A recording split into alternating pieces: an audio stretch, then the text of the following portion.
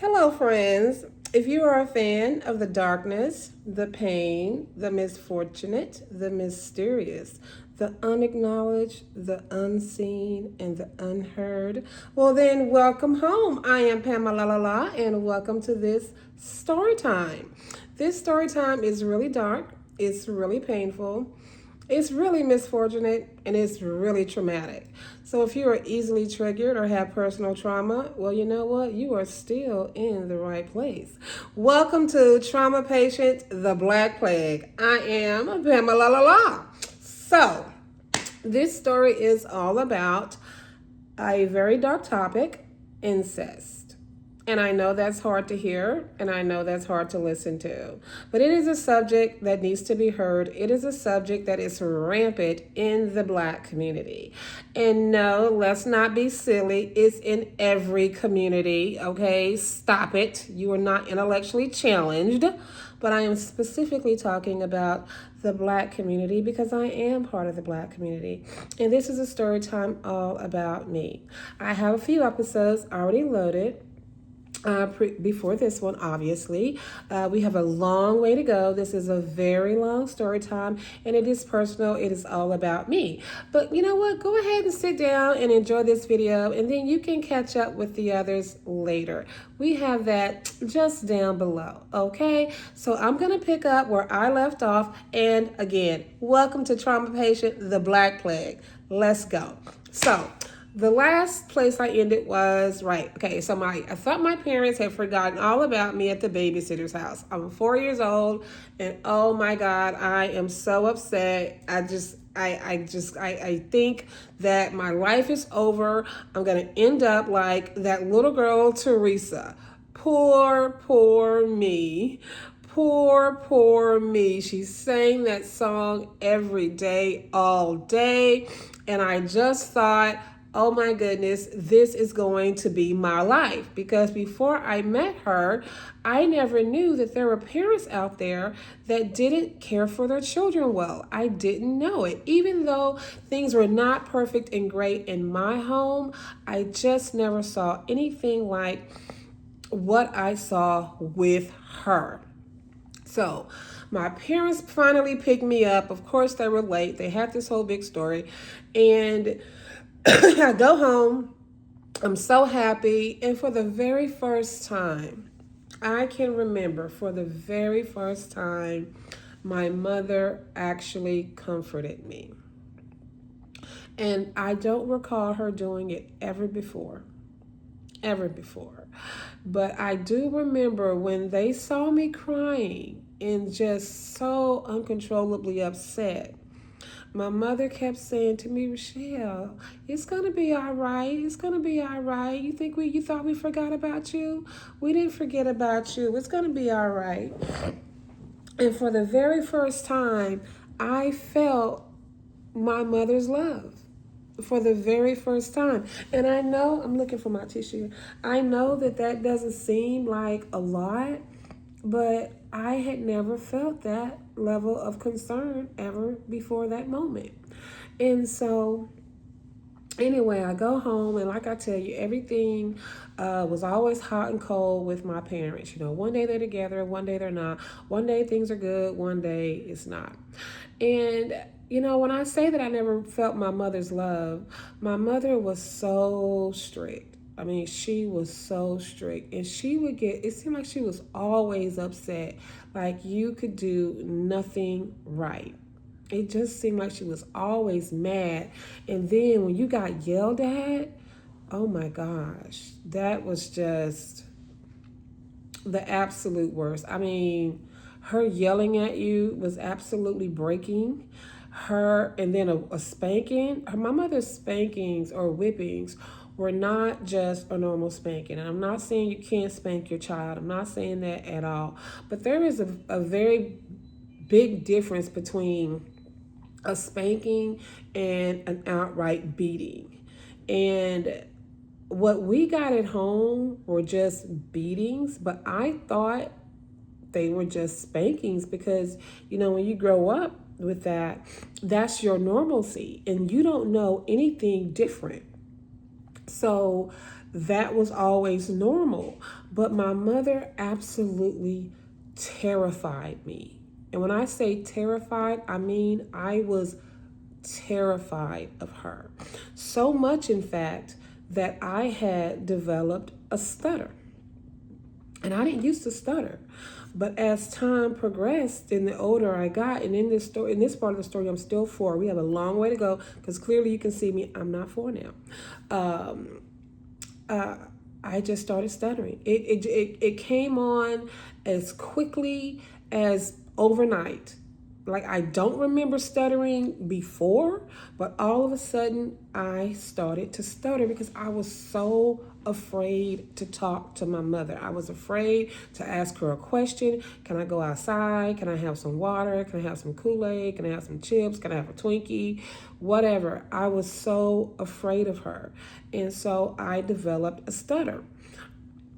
And with that, every time I would ask her, can I go outside or can I have Kool-Aid or whatever? She, stop that damn stuttering. Don't you ask me with that stuttering. Stop that damn stuttering. And I couldn't stop it. So my punishment was, if I couldn't ask without the stutter, then I couldn't have whatever it is I wanted. Whether it was water, outside, whatever. It was an angry no. And she was literally angry that I was stuttering. Angry. Flat out angry. She didn't try to, talk to me about it. She didn't try to help me through it. None of it. She was just livid that I was standing before her stuttering. She had gotten so mad. And I couldn't talk to her. And so I would go back to my room and just sit, just sit there. And my older sister, 7 years older than me, my sister would try so hard to help. She would try so hard to help. And she would come over and just say, come here, Rochelle, that's my middle name. Come here, Rochelle. And then she would say, just practice. And I would sit with my sister and practice how to speak to my mother. And so my sister would sit there and she would ask me, what is it that you want to ask Mama? And I would say, can I have some Kool-Aid, whatever. And she would say, okay, practice on me. When I would say it to my sister, because I was thinking about my mom and I was looking at my sister as if she was my mother, and so I would stutter. And then she would say, no, calm down. Just calm down. I know you can say it. Just calm down. And look at me, and she would grab me and she would face me to her. And she would say, Rochelle, just calm down. I know you can do it. Just calm down. And so I would practice it on my sister over and over and over and over and over. It was like, I don't know, maybe 10 minutes or something. And then just when I thought I got it, and she said, okay, now go ask Mama. And then I would go out there full of excitement. I got it. And then right there, I'm stuttering. Get out of my face. Get out of my face. And so, of course, my sister heard it. So obviously she knows, oh gosh, she knows that I did not get what I wanted. I thought I had a tissue.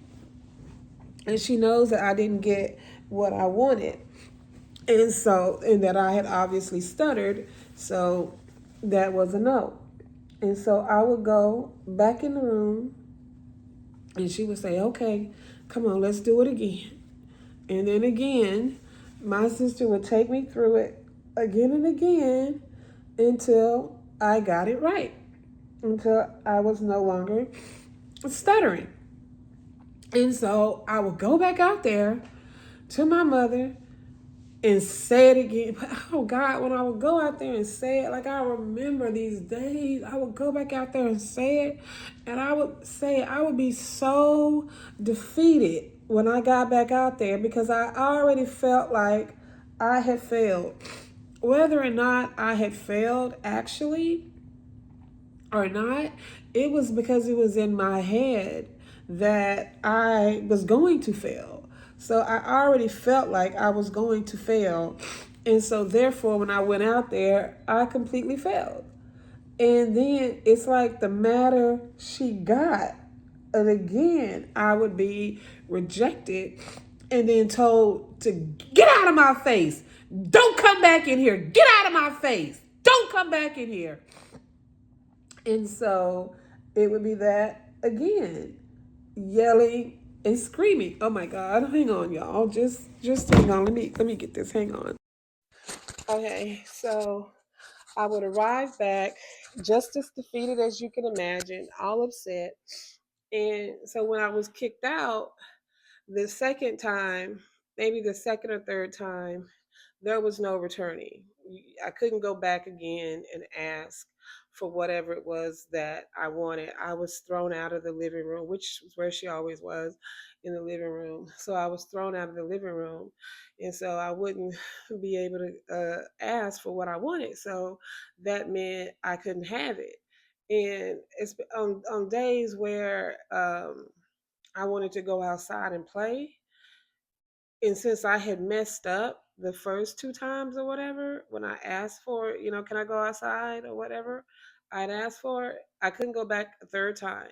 That was just a wrap. I wasn't, if I had gone back, because I used to try to go back over and over.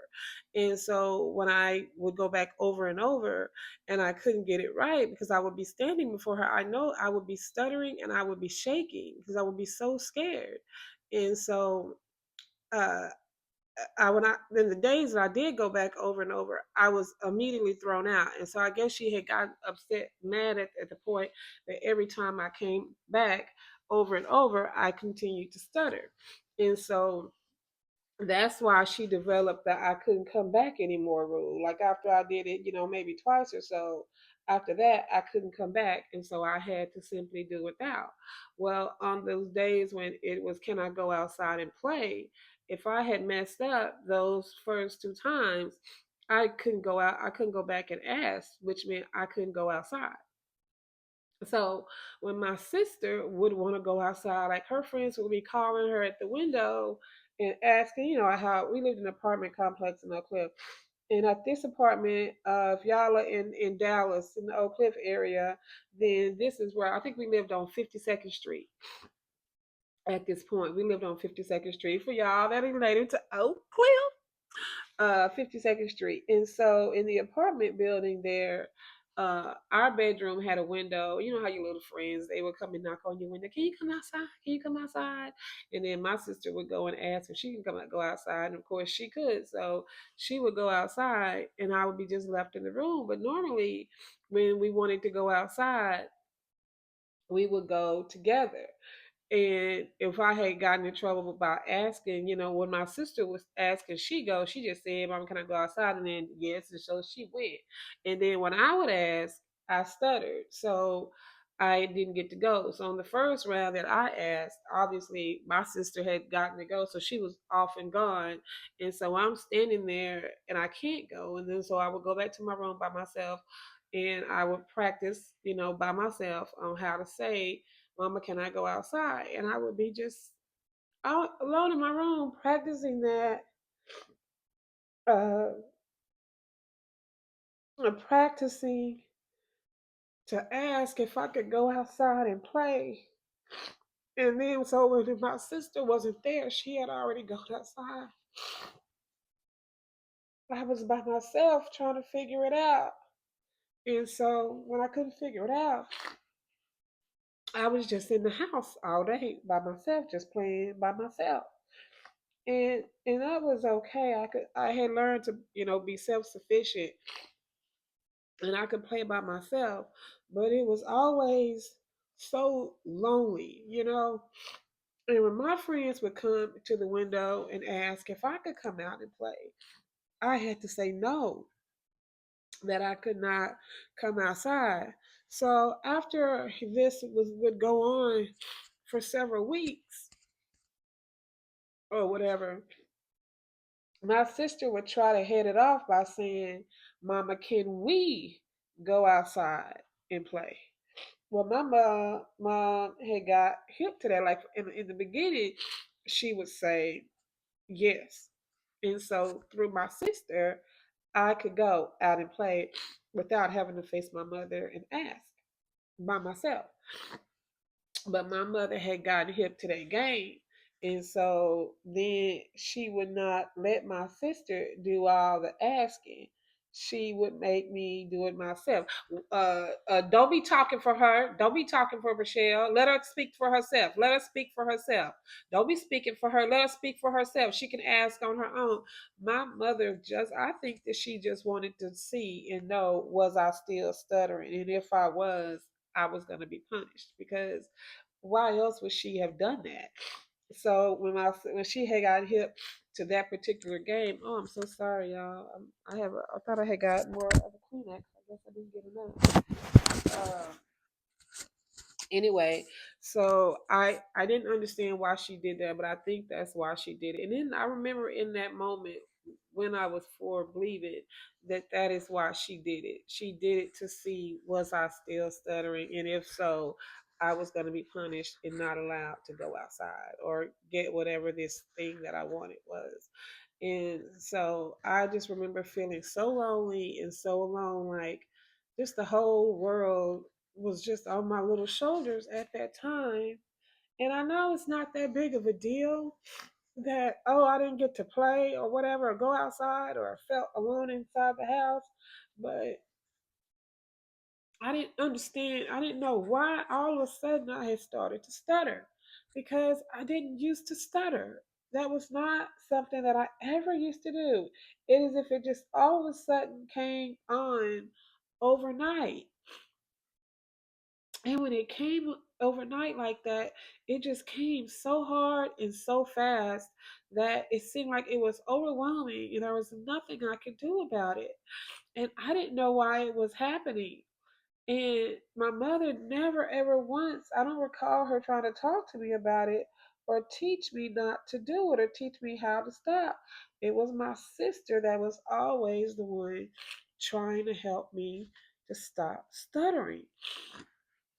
And sometimes if my dad was there, because this is the time when he was there for this moment. And so, but he would be at work, they would have alternating days off. And when he would be home, he would tell my mom to go ahead and let her go outside. He would always stand up for me and say that, go ahead and let her go outside. And so she would do it when he asked her to, well, told her to. She didn't defy him and say no, she can't go for whatever reason. She didn't do that. So if he said go ahead and let her go outside, then I was off and gone.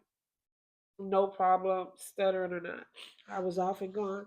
He was never ever hard on me about that. Not ever. He was never hard on me about it. And he didn't make me feel unloved because I did it. And he never did that, but she did. And so my sister and I would sit every day in my room. Oh gosh, I just spent so much time trying to get ready. Would spend so much time in our room trying to prepare me to not stutter. And my sister would spend what seemed like hours and hours trying to stop it, trying to help me to stop it. And over and over, she would rehearse me. Over and over and over, we would go through it. It just seemed like weeks upon weeks upon weeks that my sister was trying so hard. And like I said, she was only 7 years older than me. And she would just spend so much time trying to help me break it. And I remember when it finally broke. Finally, my sister had rehearsed me and rehearsed me and rehearsed me. She would just spend, it just seemed like hours, like this was her after school job. Because that was the thing, I wouldn't stutter anywhere else. I wasn't stuttering at school. Well, in whatever little babysitter she had me at. I wasn't stuttering there. I didn't stutter outside. I didn't stutter. I didn't stutter even while speaking to my father. I didn't stutter while speaking to my sister. I only stuttered when I was talking to her, just her. And I don't know if she picked that up, if she knew that or recognized it or anything. I don't know at all. But it would only be for her in when it finally broke. Oh my God, that was just such that was such a huge relief when it finally broke. Somehow my sister managed to break it. I don't know how she did it. I don't know. Only thing I can tell you from little 4 year old me is that it was her constant repeating it over and over and over, trying to help me stop, getting me to rehearse my words over and over and over, just constant everyday repetition until I just stopped. And then I finally stopped. And it felt so freeing to be rid of it. It felt so freeing to not have to sit alone in my room and practice how to speak to my mom every single day because it was for whatever I asked for. It could be anything, anything. And then I dreaded when we would go out. Like sometimes she would go shopping to this little store, since I was at like a babysitter, my sister was in school. So when my mom was off, obviously she had to take me with her. So whenever she would go shopping, and her favorite little store was this place called, and for y'all that's in Oak Cliff, y'all used to probably back in the day, was a store called H.L. Green. And whatever, and HL Green is where you got everything. You got clothes, housewares, whatever. It seemed like HL Green was the everything. I think it was next to Montgomery Ward, but we didn't shop Montgomery Ward very often. But her main store was HL Green. And so when we would be out and I had to go to the bathroom, once again the stutter, and but she wouldn't shout and scream at me in public, but she was angry in public because back in the day, if you act out in public, you got disciplined in public.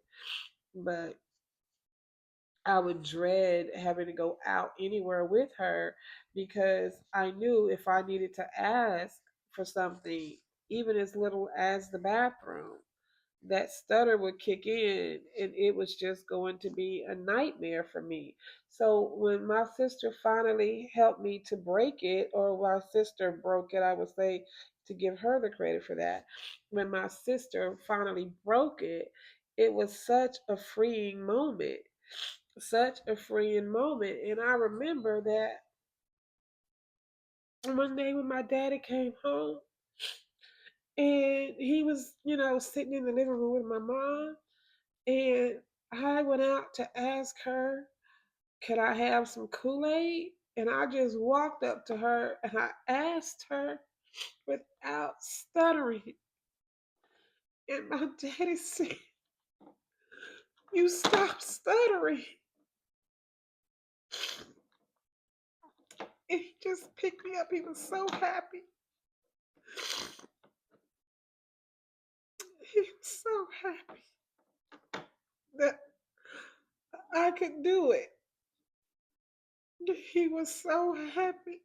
And I remember him just looking at my mom while she was just sitting there, unconcerned and unbothered. And he was so delighted that his baby girl had finally stopped.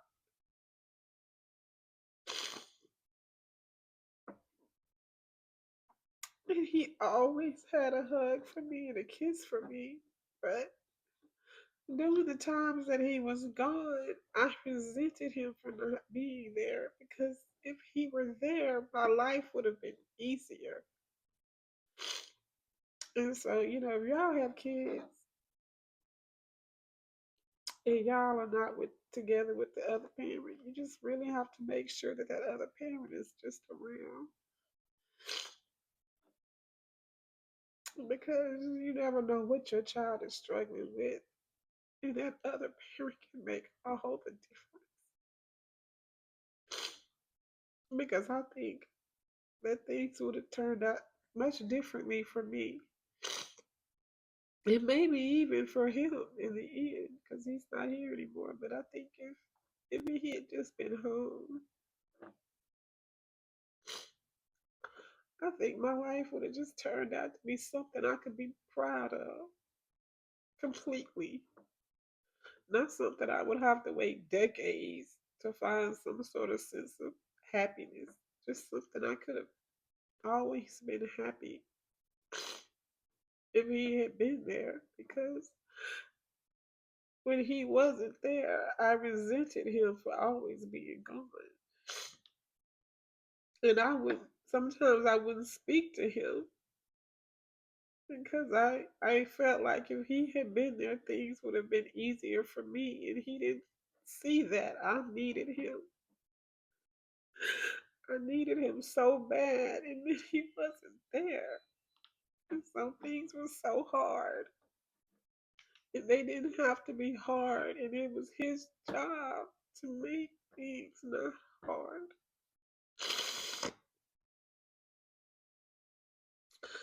So if y'all have kids, y'all need to really watch out for that. You really should watch out for that because your child is struggling. Again, if you are a single parent and when you get your kid for the weekend and they're snippy and rude or resentful or they don't want to talk to you, it's because they're resenting you. They resent you for not being there. They resent you for not putting them first and you checked out. And so they're checking out on you. And of course, now I regret some of the things I would say or how I would behave because he's gone and he left when I was so young. But I think because I was just being a kid, and a kid is going to be a kid. And as a child, I did childish things. So I behaved like a child because I was a child. But yeah, I think if he had just been there, I would have felt a sense of love growing up. I would have felt like I had someone. And I was always waiting for him to go. I would enjoy the time that he was there, but I knew that it would be short lived. And so I knew that he was going to be gone soon. And so it's like I always sat around with a clock waiting for him to check out, knowing one day I would come home and he would be gone. But so the days when he was there, it is some of the happiest memories that I have ever had and that I still have because he made me feel like he was proud of me and that he loved me.